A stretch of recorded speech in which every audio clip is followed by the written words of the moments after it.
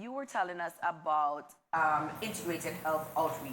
So just give us that overview again as to what you do over there. Sure, no problem. Integrated Health Outreach is a non-profit organization, and we focus on holistic well-being. So we look at areas to do with the community, to do with ecology, and also to do with social emotional well-being. And our projects tend to focus in areas that touch on young people and youth, that touch on environment and ecology, that also touch on gender justice, climate change, a range of activities that holistically look toward the well-being of the society, whether it be mental health, physical health, the relations between people, and the health of our environment is ultimately what our work is about at Integrated Health Outreach. Amazing. All right. Haldain, yes. Welcome to Antigua and Barbuda today. Thank you. And this is your first time? Yes, it is. All right, I could tell. You look a little bit nervous. Tell us about the role of national parks, Antigua, in preserving our heritage and environment. So, the Nelson's Dockyard National Park where I work was established under the 1984 National Parks Act. And so within that act, it is categorized as a IUCN Category 6 protected area.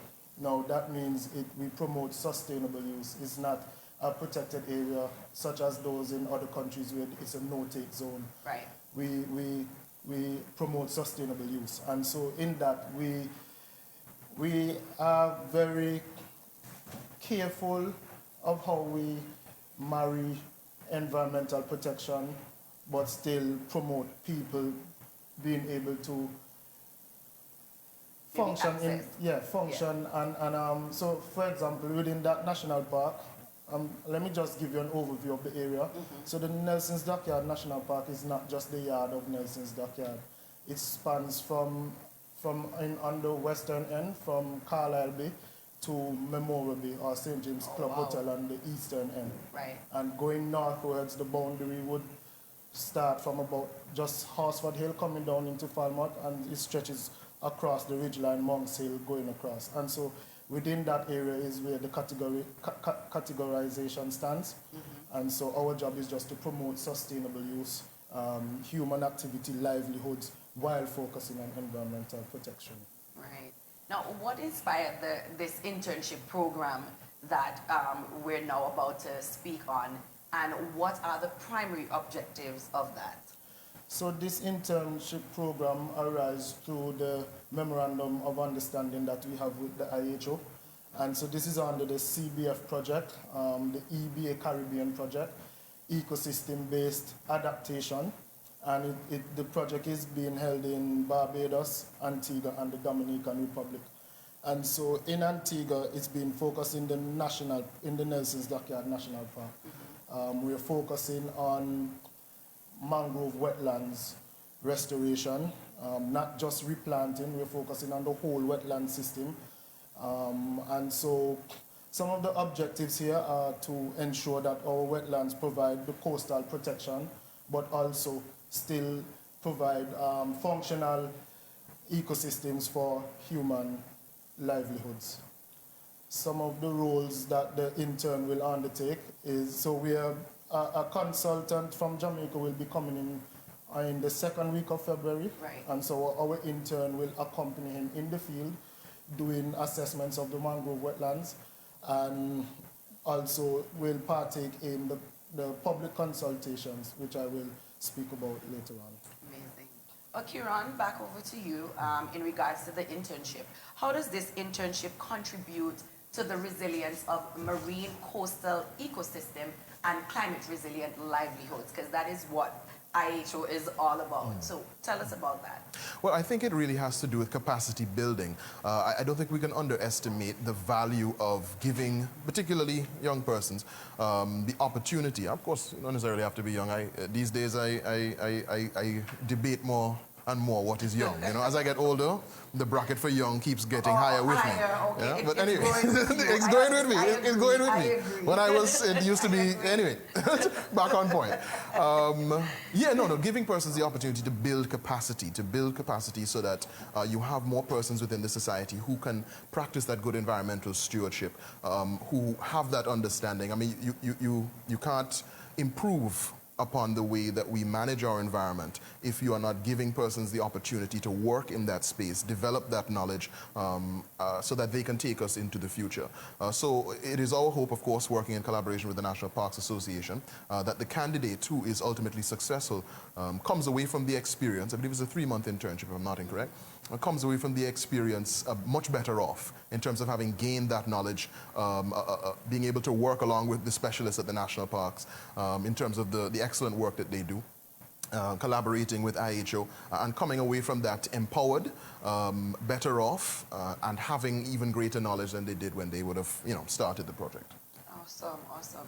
Well, Haldain, what are some of the biggest challenges that you would say the national parks is, facing with the coastal ecosystems, but especially within the Nelson's Dockyard area?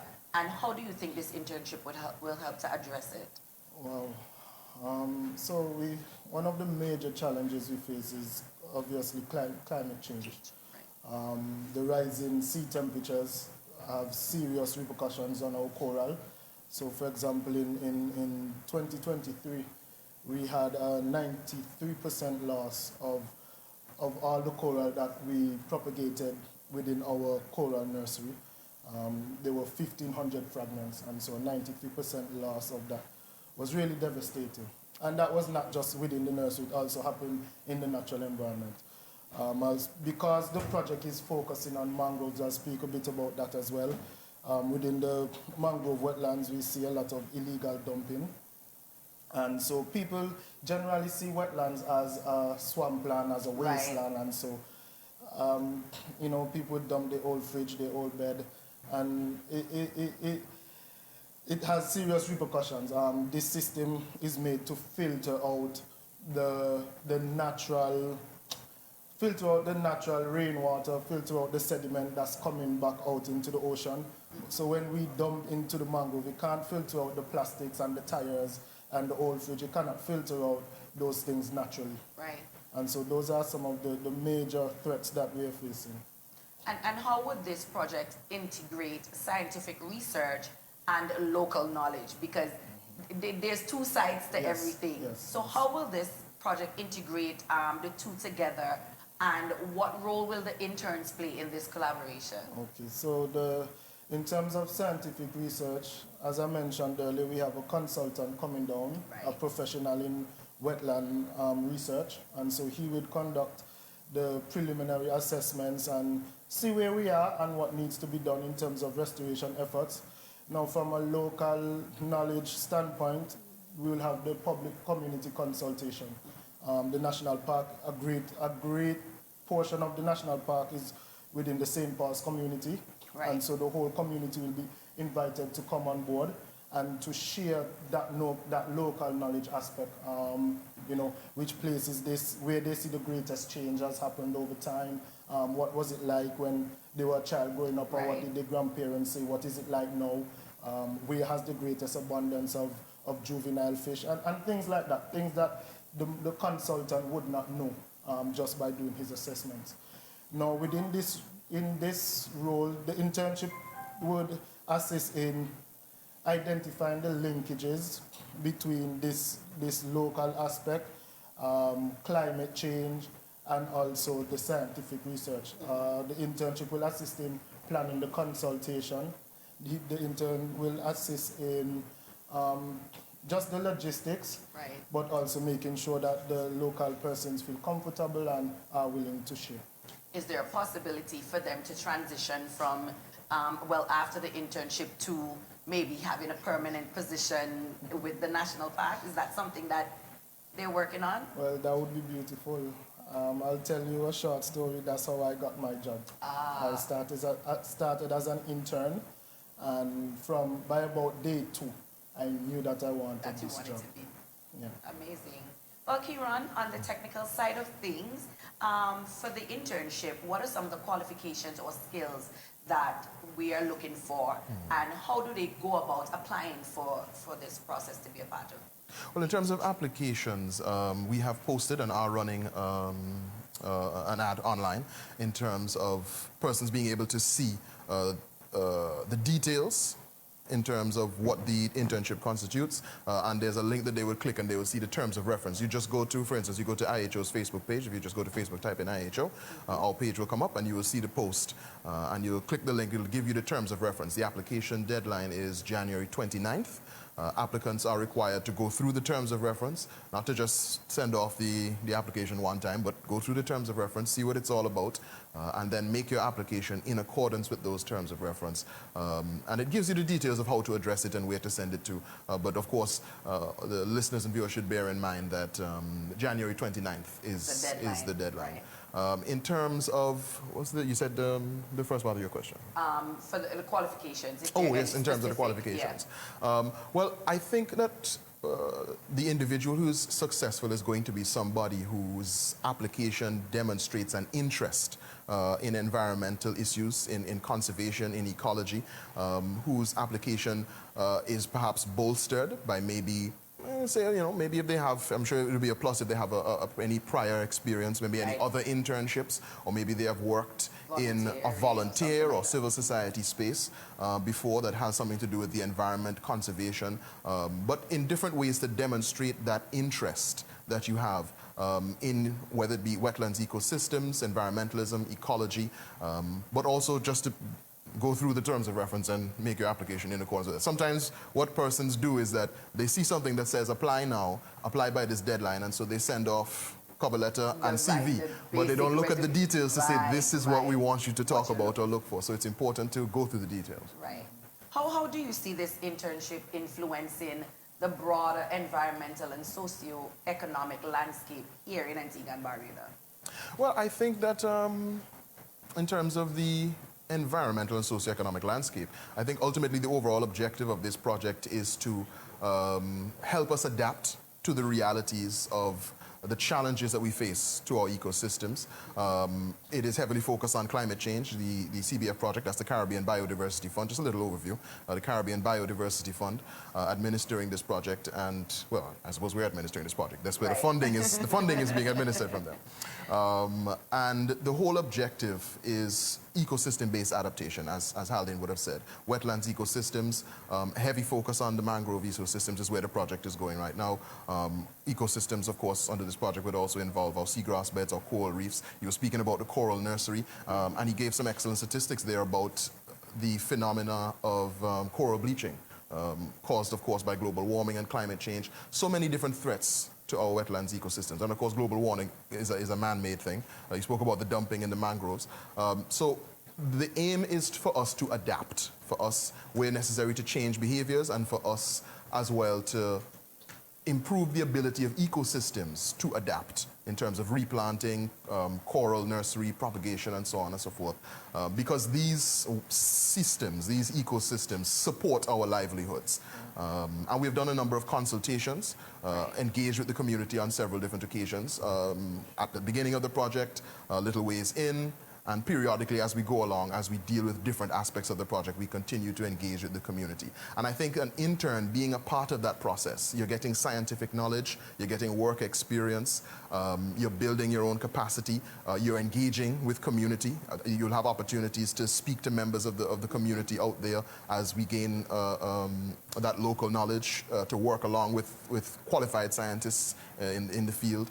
And giving someone that opportunity, I think, particularly a local person who is going to continue to use those skills in Antigua and Barbuda, I think ultimately benefits us as a society. Amazing.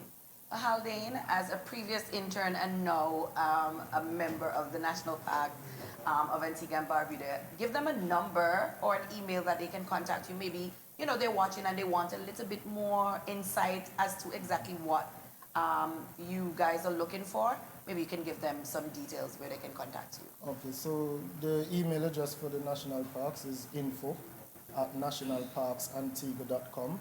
Make sure to put the S after park, info@nationalparksantigua.com.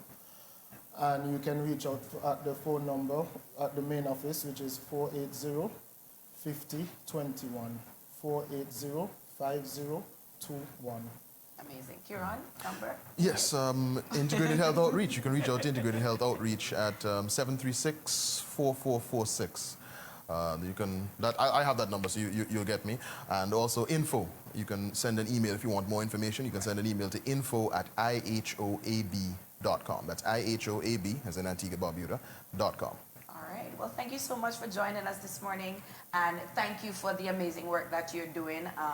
We definitely look forward to things like this in our community and our society, you know, just for the betterment of everybody. So thank you so much, and you can take our greetings back to the others over there. Thank you. Kieron Murdoch, he is the Communications and Admin Specialist at Integrated Health Outreach, and Haldain Spencer, Environmental Officer at National Parks Antigua. It's all about building climate resilience, and they have an internship opportunity in environmental stewardship. So you can visit the page, IHO or the National Parks page, and find the application forms, send in your applications, and as Kieron said, make your application stand out if you are interested in this field. We're going to take a break. We have a lot more coming up right after this.